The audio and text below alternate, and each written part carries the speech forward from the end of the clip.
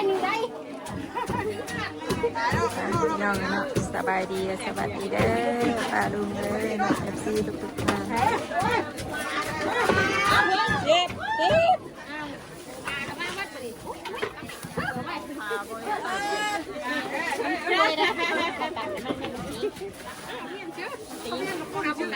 เอาเขายังไม่ได้กินเนาะอย่าเขาแล้วอ่ะง่ายดีแบบเนาะง่ายก่อนเปลี่ยนพื้นที่หัวอันลำเรื่องที่เรียกว่าตกตามให้เปิดก็ให้เปิดก็ยังไง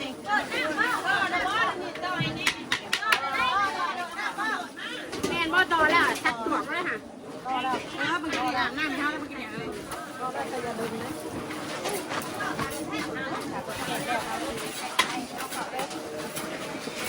เอาไว้ล้มได้เราล้มอยู่ได้ไหมล่ะก็จะดีกันเนาะไม่กับพอถึงวันเนี่ยเชื่อแค่แล้วเฮ้ยเชื่อได้ไหมอันนี้เชื่อดีนะอันนี้มั่วขึ้นนั่นก็เฮ้ยโคกใหญ่มี2โคกเลยวันเอาพี่ให้เปิดรับกินมันดุล้มเท่าไหร่คนบับไม่เคยตังค์ไม่ได้เคยมาหลานกันเลยล้มแบบนี้ล้มอยู่แล้วโอ้ใส่มาได้หนึ่งนิดน้อยบ้าพ่อว่าบุ้งห่อนว่ะมีดอกมาลายนี่จานจนสิบ้าก็แบบแถวัดมูนมามาก็มามาก็มาล่างถ้วยมากันเลยมาทำไมไม่แค่น่ะจอยมาได้เฮ้ยตัวหนึ่งได้สิว่าได้มาอยู่ไหม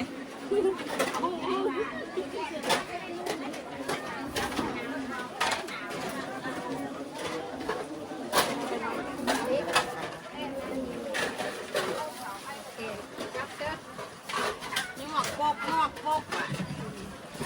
มาได้มือก็ไข่เยอะอย่ามันลงโจมปกไปวะมันเสร็จมันขูดเนาะมีแต่ขูดไปเลยมันแตกบริยามแตกได้นี่อันนี้ก็แตกได้นะหนักดินนี่นั่นแตกสิจะที่ดินตัวนั่นแตกจังหน่อยกำลังปุ้มปกไปวะมันเหลือว่าเสร็จพุ่งแน่นะตอนเนี้ย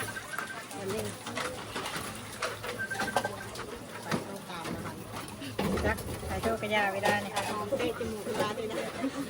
เวลากำลังอันนี้ทำตามเสร็จแล้วไงอยู่ดิแล้วเด้งไปที่คนไงอยู่ตรงนั้นคนไงอยู่เลยใส่โชกก็ไม่ได้รับโอ้ยา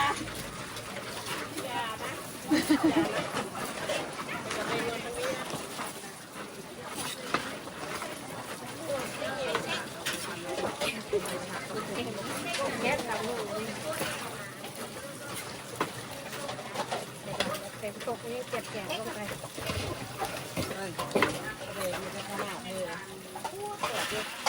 เฮ้ยกับปูวัดจะมาถามเอาไว้กินเองโอเครู้เรื่องไงอย่าข้อร้ายคุกเลยคุกแตกไปแห้งแล้วเนาะคนทำไรคนละเครื่องได้ไหมออกทำกันเรานักไปไหนที่เฮ้ยชิมมาด้วยเอาไว้ตักแม่เป็นอะไรไปชิมนะอย่าพลาดชิมมันตักทำไมชิมมันตักเอาลูกก็ไม่ได้ชิมไม่ตักเอาตักนะลูกไม่ว่านะพูดอย่างนั้นเลยเด้อน่าก็พูดอย่างนั้นเลยพูดเองใช่จ่าลักอยู่เลยเชื่องนะกันดิกินน้ำมันนี่ติดนี่ข้างในแต่ว่าวิพุ่นค่ะว่าใจเนียมมากค่ะเนี่ยจ่าลักเชื่อไหมคะก็แบบว่ากันไว้คักเด้อเดี๋ยวไม่ได้กินได้ค่ะ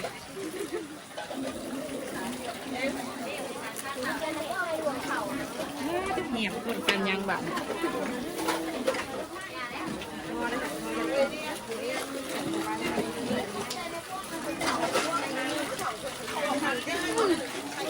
กดคนน้ำไฮไลท์เอายังเลยไฮยังล่ะฮะ กาศนะเรื่องมันจะเป็นน้ำไหมเหรอ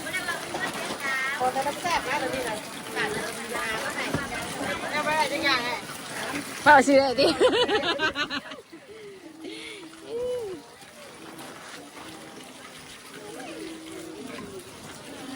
ตัวอ่ะใจยุ่ง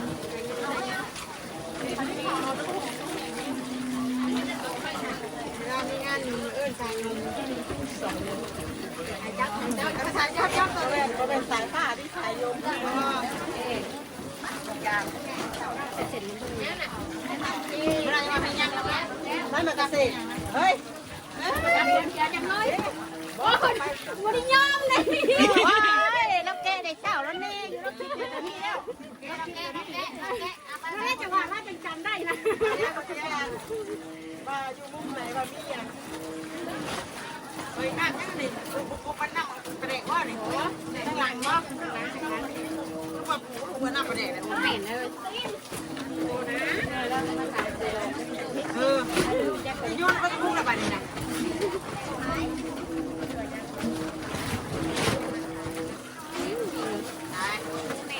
หานวดแขนเนี่ยก็ไม่ง่าย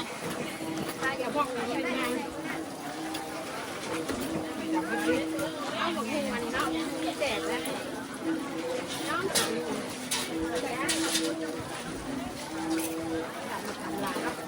กลัวทำมันเริ่มอ่ะน้ำขูดน้ำเมย์เป็นช่างบอทางน้ำขูดน้ำมาทางโย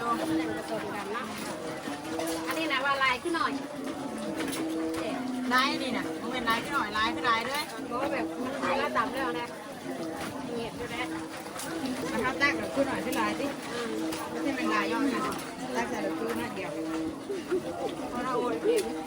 เนาะทั้งหลายคงได้ดิลูกทั้งหมดคงที่ชมก็เริ่มโอนเลยนะไม่เชื่อแต่ไม่อยากบอกเลยแกนด้วยเลยเพราะว่าก้องกระติบแบบว่าหอยกุ้งความเล่นเลยนะเนาะกันแรกกันเป็นยังไงทำอะไรบงนี่ไรกักเย็นนี่นะเราขาดการผู้ชมเนี่ยลืมเลยแต่ผู้นี่แต่ผู้ใดมันบินเลยแต่บินเนี่ยดีก็แต่ยิ่งแต่บางครั้งได้บางพี่ก็ชูๆพอเดี๋ยวเราไม่บุกเป็นมันมีแต่คนเผาเนาะเป็นลายคน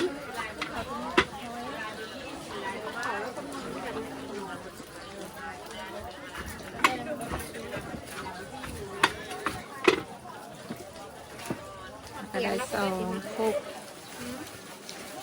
ก็อย่างนี้เนาะเข้ามาทำประเด็นนั่นแล้วไม่ได้ขึ้นไหมตักก็ไว้เจ็ดกระบวยไปชื่อสูตรเป็นขายได้เจ็ดกระบวยไปได้เนาะกินบ่ไรนี่จำเนี่ย เขาขึ้นเจ็ดกระบวยนี่ ไปเอาสูตรไปโอนเลย มาโดนให้กินอะไรเนาะ ใช่ช่างตามแม่รู้เลย กระบวยที่มาเจียวดีลืมต้องมาครบคนละครบเลยเจียวได้คือนี่พอแล้ว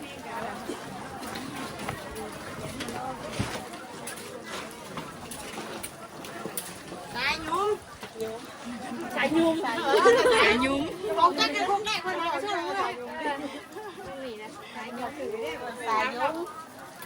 นี่มันเลยตามมันมือนะมันนะ สองอะไรกัน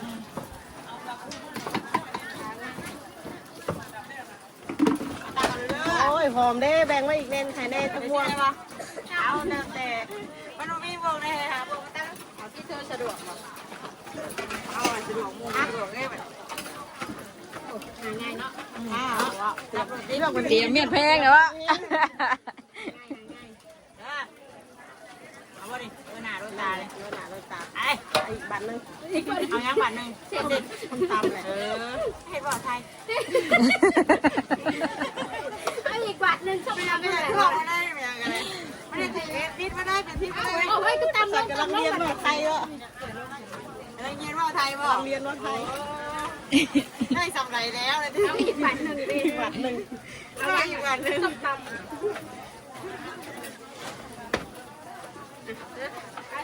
ถ้ากลางไม่ได้ได้ ทุกต้อง เออ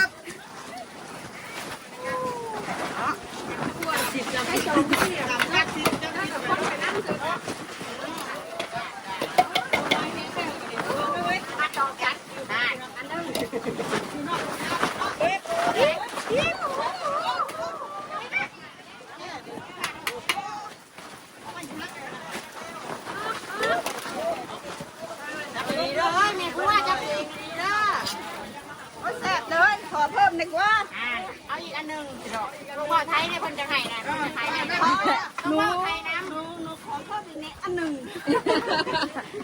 ขอเพิ่มอีกแค่บวกหนึ่งดิจัดไปบวกหนึ่งเอาขอบคุณนะคะบอกอันนั้นมากระเซ็นแม่บอกอันนั้นมาไหมเอาเด็กด้วยเอาน้อยหมักกับน้อยน้ำเล็กแสบก็เอาเลยเอาอย่างนั้นนี่ทุกคนว่าสามเอาอีกเอา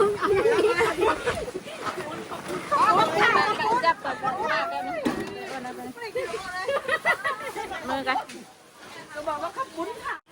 ปูให้ได้ยังไงวะไม่ได้ขอขอบคุณนำดิไปกันเมื่อสายเรียนมา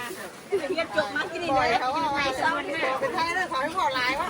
เอาไปนั่งด้วยเลยขอให้นั่งกันต่อเสร็จแล้วเราอยู่ไทยจำนวนมากเลยเราไม่ค่อยคล่องวะ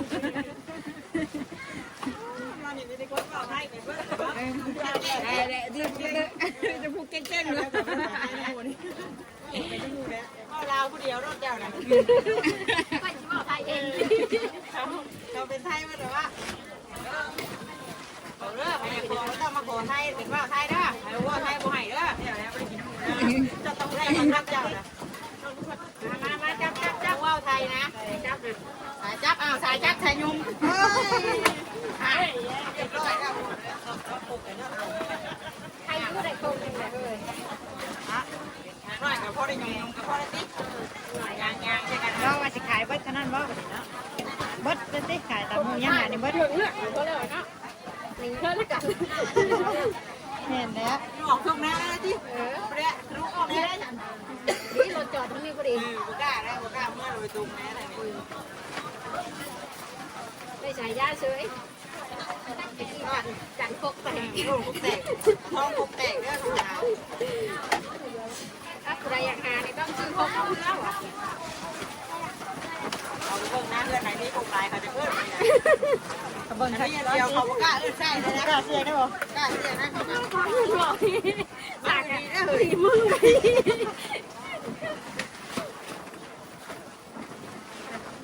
จมยังไง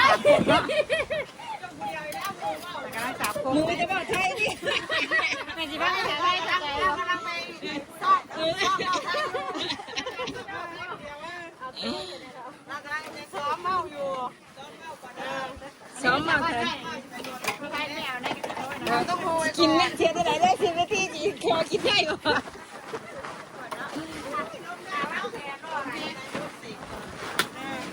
แต่ปกติคืออะไรอยู่เนี่ยด้วยที่มันเกษตรก่อนโอ้ยลายไทยรวดได้เนี่ยต้องไทยว่าไทยเขาไม่ให้ได้ตามมาคุ้งเลยนะต้องไทยเด้อใครอยากกินต้องมาขอเป็นภาษาไทยเด้อเอาในจองหนึ่งดิเอาไปได้เก็ดจองนะจ๊ะเอาน้ำตาลเทใส่ครูว่าไทยเป็นเนาะไม่แต่คนแป้งนัวลงเซฟมาจากไหนโอ้ตายเป็นนัวลงหลายจองยาวนะตี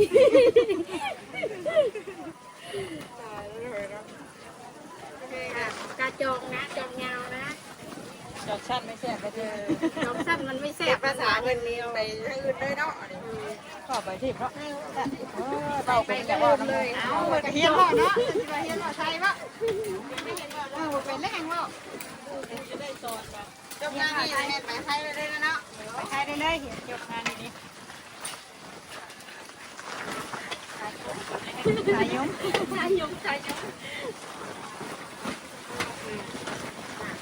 2 บาทเต็มปุ๊บตามอีกวันนี่เนาะ2 ครบอีกในกระดานมันมีแหละ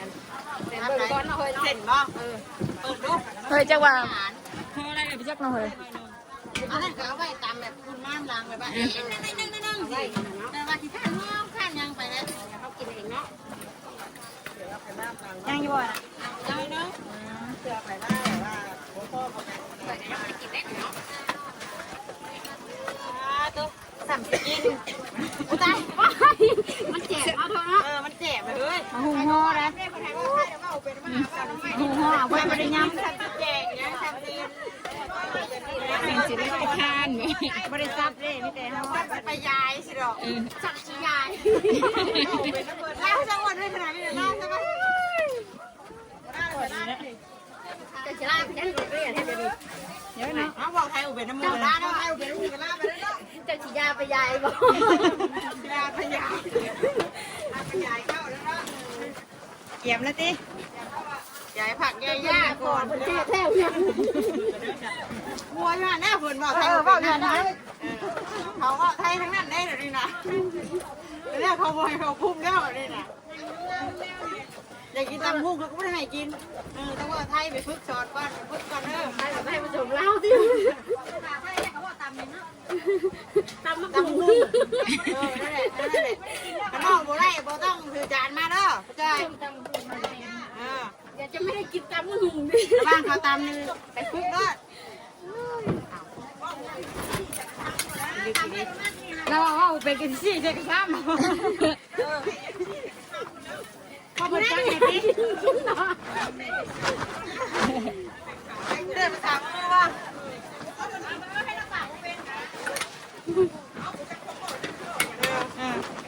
หรือว่าไทยก็ว่าได้มุมนี้คนไหนคนไทยแล้ว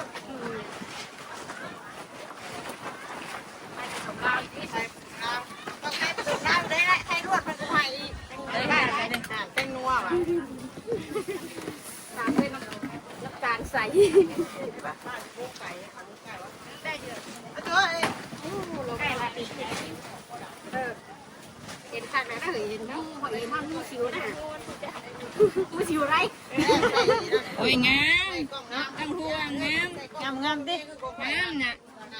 แค่นั้นแหละ น้องนกอะงามไม้ตัวนี้ไม้ตัวนี้งามได้ตัวนี้เนาะมันก็งามงามบ่อยู่ข่าวน้ำมันก่อนดิ งามไม่ต้องห่วงนะต้องห่วงเรื่องงามนะจะปรับปรุงยังยิงจวดอย่างเดียวมันตัดอะไรยัง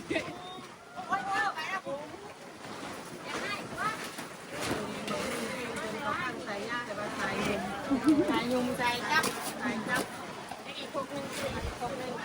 จะหาก็ได้สี่ป่ะจำไม่ได้หลายพวกเลยเนาะได้สี่แต่ว่าเนาะสี่นี่ไทยกันลืมได้หลายพวกเติบแล้วนะได้หลายครบเติบแล้วจำได้แล้วขึ้นได้เลยมันขึ้นมาช่วยอะไรดีช่วยเลยที่มาใช้ที่เขาช่วยก็ได้เลยเอาน้องเพื่อนเป็ดละตัวเพื่อนสิว่าออกเลยมูไป เพื่อสิคิดดิ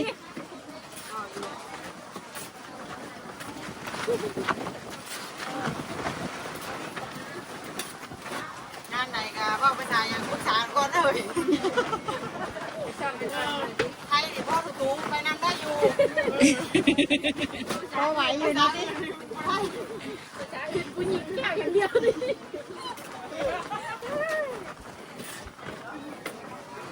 มันก็หัวห้องเลยเอาหัวเนาะคนบอกแล้วก็คนหัวเฮานะ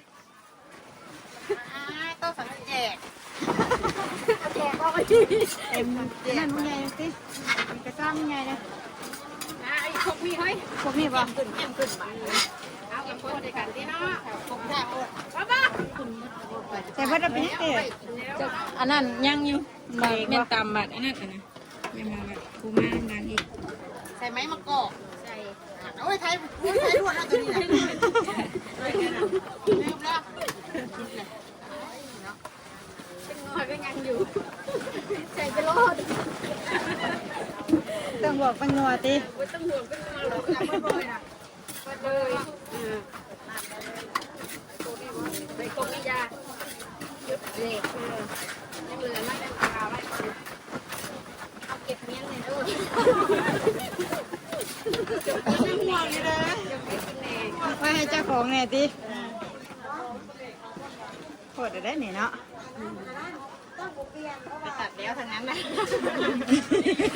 ทางนั้นจะลงแล้วทางนั้นนะ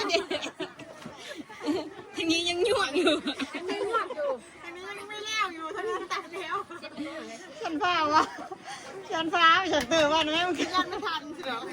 ยันไม่ทันหมู่นะไหมมีคนโทรมาเด้อนี่นะแม่อ้น ทำมาพึ่งก่อนเด้อ ใช่ได้หรอจะว่าพ่อประตูคำถามแบบนี้เลยคนไทยไม่พอก ล่องงามเดี๋ยวน้องประเดินกล่องงามมันที่สุดอ่ะหนักมันถึงมุมมันของแท้บ่ของแท้มาดิ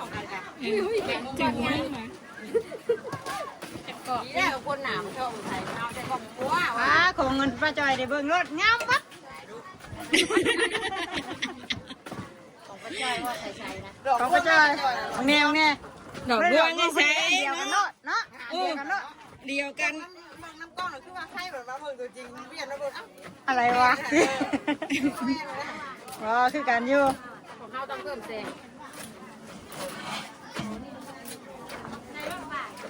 งามขึ้นเลย